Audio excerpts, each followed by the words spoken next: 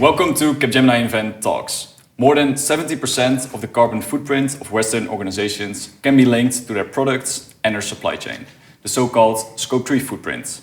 I'm here today with our experts Rob and Julia. Thank you for joining. And Julia, what is a so-called Scope 3 footprint?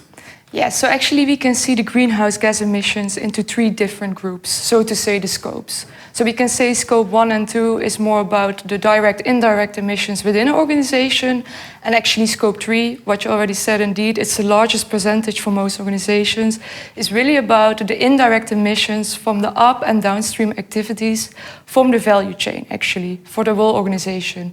So it's really important to tackle those scope 3. It will give you benefits and opportunities such as cost reduction or energy efficiency, and overall it will help you in achieving a sensible financially carbon footprint reduction strategy.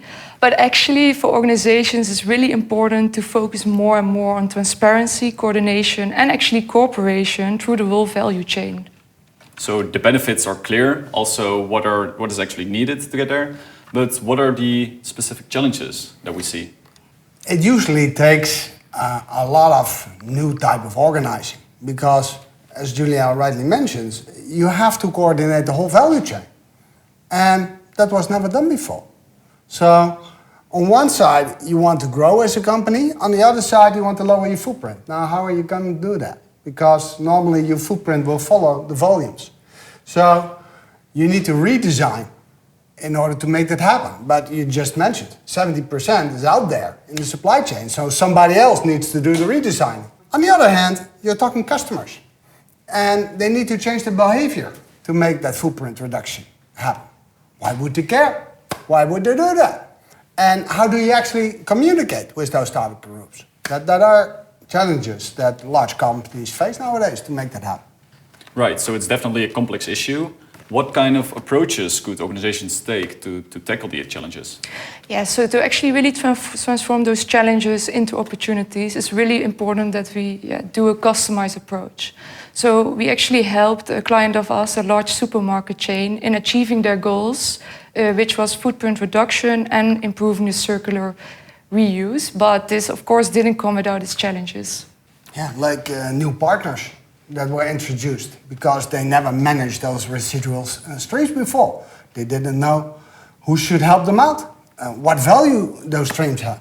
For instance, it turned out that orange peels, which is a pretty large volume actually, they can be turned into soap. Yeah, but that was not on the table when they started out there. That are a kind of new way of thinking that you need to get accustomed to. And you need to be creative on one side, but on the other side there is legislation involved, there is logistics involved. And you have to drive a pretty tight business case to actually make it happen. So you're talking about the supermarket chain. Do we see any other industries in which this is relevant? Yeah, so we can really see different challenges and complexities in the different sectors and industries. Whereas the supermarket chain dealt with its own challenges, we also helped a large software supplier in doing the carbon accounting and footprint reduction. And this really came with other challenges, actually. Yeah, that's indeed a nice example, because it's not only about the hard stuff, like calculating it and transforming, but it's also about communication.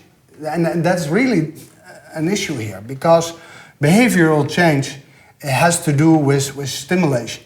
You have to make it relevant for a target group that might not be so ahead of the curve as you are yourself. So you're coming with these footprint numbers and they're like, what? You have to make it relevant for them. You have to incorporate it in your proposition and make sure you talk your client's language here. Right, so it's evident that it's difficult, but yet also will bring fruitful opportunities if organizations can translate the sustainability strategy to actual execution. So thanks for bringing these insights. And if you as an organization struggle with getting the strategy to the execution, please contact one of our experts. Thank you for watching this Invent Talks video, and I hope to see you next time.